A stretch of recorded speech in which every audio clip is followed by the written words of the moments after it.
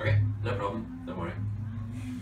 ¿Qué onda, gente de Jauregui Lakans? Ya estamos aquí y el día de hoy con un invitado de super lujo, el Dr. Ian Dunbar. Doctor, hey, nice to have you here. Good to see you again. What we usually do in these interviews is we ask our guests to tell us a little bit about themselves. So, could you tell us a little bit about your history in the dog Sure, training yeah. world? I grew up on a farm, and as a little boy, it was just me walking the fields with 3 dogs. And then I went to vet college in London, the Royal Veterinary College, for 5 years. Then I moved to Berkeley, California, to do a PhD in dog behavior. So that took about 3 years, and I did research for 7 years. And in the course of doing that, I was asked to give a talk for pet owners on dog behavior, a 10-week course. And I did it, and I loved it, because the pet owners were interested. Whereas when I was lecturing at university, people would ask things like, is this on the midterm? Yeah. And so they were really interested in the dog behavior. And I guess about 10 years later, when I had no job, my wife worked, so I was a house husband, stayed at home, raised my son, remodeled the whole house, and my wife said one day, you've got to tell me how you're going to bring money into this relationship. And I thought, oh my word, I got work. As I thought about it, I thought, well, it better be to do with dogs, it's got to be fun, it's got to be fulfilling, I want to be able to teach it to others. And I said, I know, I'm going to teach puppy classes. Just came to my head, so I taught puppy classes, and it grew into a massive puppy school, serious puppy training. And then I started lecturing. People wanted to know about it.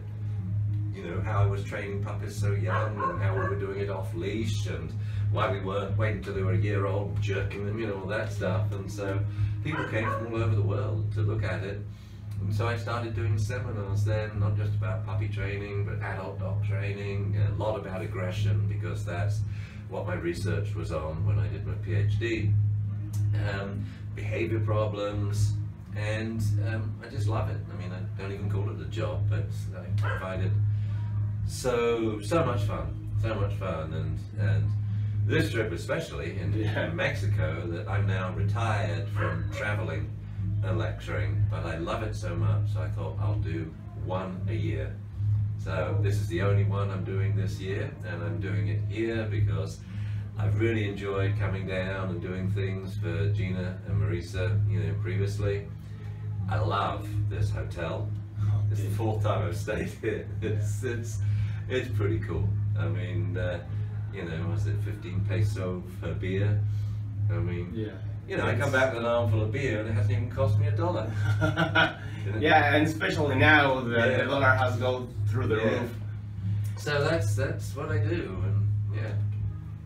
You mentioned now that you were one of the first, if not the first, in developing these puppy classes. Mm-hmm. What's the difference between you see between when you started these puppy classes and the world of dog training today? Oh, it's enormously different. I mean, I had a puppy, and I rang round the dog training school to get him in. They said, oh, he can't come, you got to wait till he's 6 months old. So I rang another one, they said he can't come till he's a year old.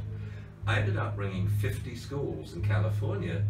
You couldn't get a dog in till he's 6 months or a year old. And I had a malamute. It's ridiculous. It's like saying we're not going to send our children to school until they're 18. You've missed all the, you know, and I knew from my research, of course, the amazing importance of early experience, which is so important. We were just missing it. So owners were essentially getting screwed. They'd been given a dog, they'd had no hope of training it to be friendly, or it would take forever. And then we would train it on leash with no real, there was no science to it, you know? And so I applied a little bit of science to the teaching of dogs. We want it off leash. Why? Because that's what we want. We live with the dog off leash at home. And what if someone leaves the door open? And I'm going to shut that door because that annoying dog is barking next door. There you go. I'm back. Speaking about doors. I know. And the dog goes out. We need off-leash control. And the thing is, if you train on leash or by touching the dog, it delays training. I mean, I've done loads of research on this. I've timed it and measured it and say, right, here's the goal. I want a distant sit in a play session. Ready, steady, go. How quickly can you train it? Well, if you train on leash, it's going to take you months. Whereas in my puppy class, they're doing it week 2. They've got little puppies, you know, that are not even 12, 13, 14 weeks old. And you say, sit, and they go, sit, go play, and then they play. So it's a much quicker way to train because we apply science. The science of reinforcement theory. And so we're always thinking we use our tools and then we need to phase them out. As soon as you use a tool, the first thought you should have is, how do I phase it out? Well, the most difficult tool of all to phase out is the leash. Yeah. You see it here. You know, I said this game is off leash. What's happening? Everyone's got a leash on the dog and they're letting the dog drag it, and they don't have the confidence. Whereas with me, if you think back to now the second day of the workshop where we have 15 dogs off leash, I give them that confidence. Then they can train the dog. Yeah. Because if it's not off leash, you can't see the problem. We've seen the problem today, right? Yeah. What happened to dogs and musical chairs? Oh, they aren't even in the playing field. They're up on in the canteen. And once you've seen the problem, your dog runs off. Now we can set about solving it. Exactly. Yeah, so it's, you see, people think the problem is, my dog is pulling on leash. It ain't the problem. Do you want to see the problem? I'll show you. Yeah. Snip. Where's your dog? Oh, he's heading for Texas. Yeah. He went away like... Yeah, yeah. And so off-leash training we can teach quicker because they don't develop these touches of pulling on the leash or touching the dog, pushing his butt down and all that stuff. We just don't, I just say you can't touch the dog. Verbal command, response. And I'm very big into, because I'm a scientist, I time everything. Time and trials the criterion. So I can look at a dog and I can pretty much say, look, give 44 minutes with me, we'll have a good recall on that dog. And you know, I've done it so many times. You mentioned now some of the benefits of positive reinforcement. Why do you think it is that the world of dog training hasn't gone full positive? I think because, for me, the peak in dog training was 15 years ago. You know, so I started, you know, talking about off-leash puppy training. What was it now? So over 35 years ago. And then we started all these groups, educational groups. You know, the Association of Pet Dog Trainers is the biggest one in the States, but did it all over the world, in Chile, in Australia, in Japan, in France, and you know, and people learned how to train puppies off leash and how to phase out the food really quickly. What's happened in the last 15 years, ever since we've had clicker training, actually, people now don't phase out the food. And then when we put it in the puppy class, they don't let the puppies off leash. You know, my puppy classes are off leash when you come in, and then 55 minutes later, you're put on leash. We've never used the leash at all. If you settle down, you're listening to him, you've got to get your dog to settle down, you've got to watch him. No, down. You'll be really quick.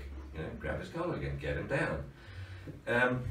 But we did a survey of puppy classes, about 40 classes, and the dogs are on leash. Well, let's put it this way.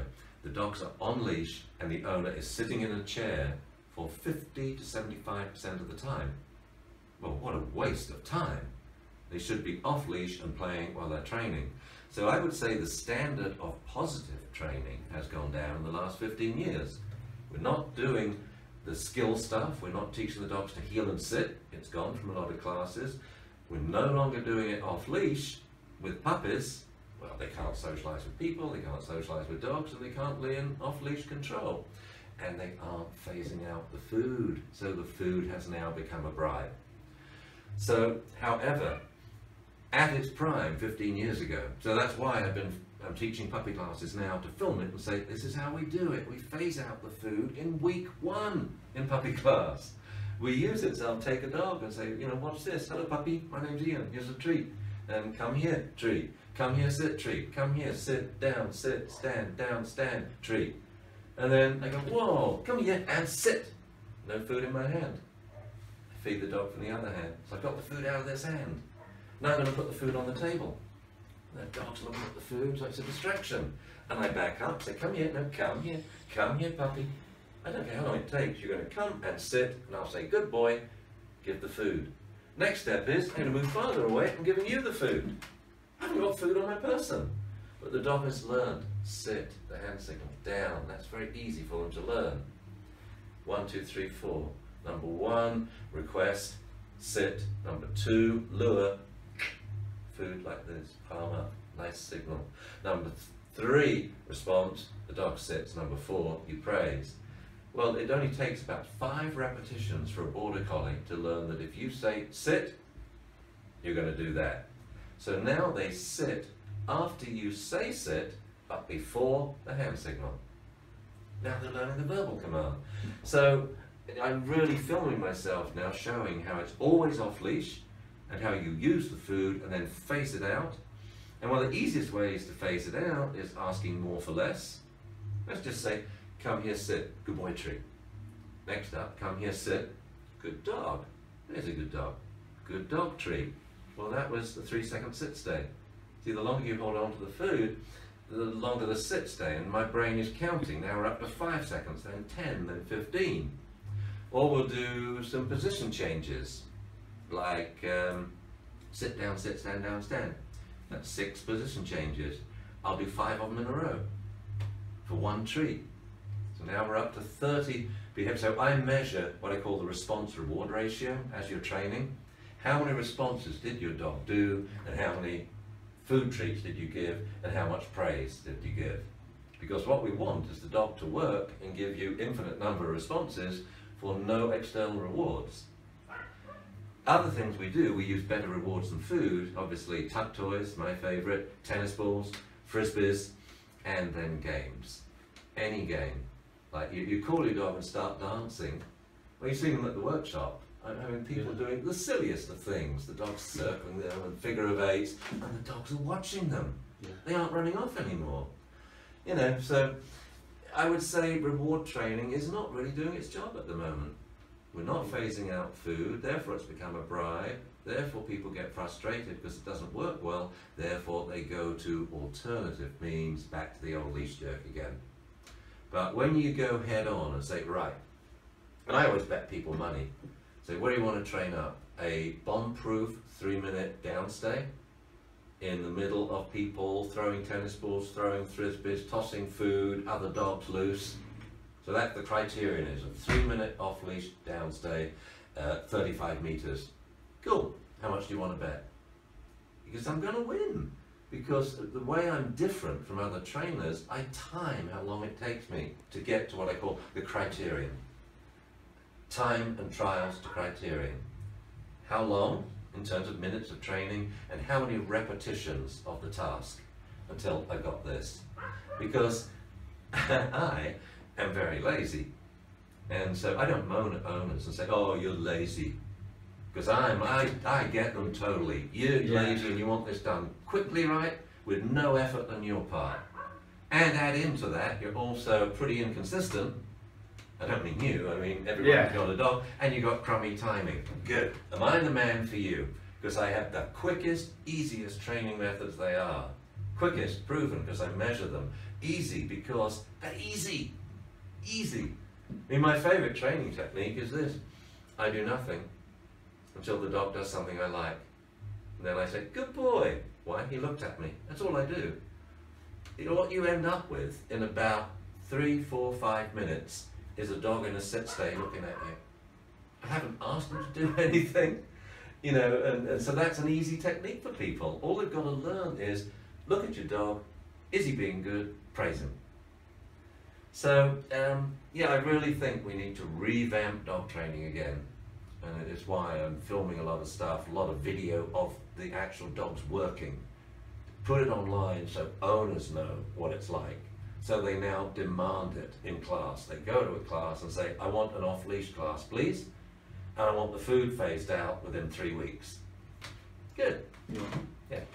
Dr. Dunbar, thanks a lot for this interview. Thank you. And thanks indirectly for Cervero, because as I told you yesterday, you were part of that training. So, and he's a wonderful, wonderful dog. I love him. Thank you. Wonderful dog. Thank you. So, nice to meet you. Last words you can say to our people here in Mexico? Thank you very much for listening, folks, and I just love it down here, and I shall be back. Pues ahí está, señoras y señores, el Dr. Ian Dunbar con nosotros en... Hasta la vista, baby. El Dr. Ian Dunbar aquí con nosotros y aquí estamos en Jauregui Lycans. Hasta la próxima. Cheers.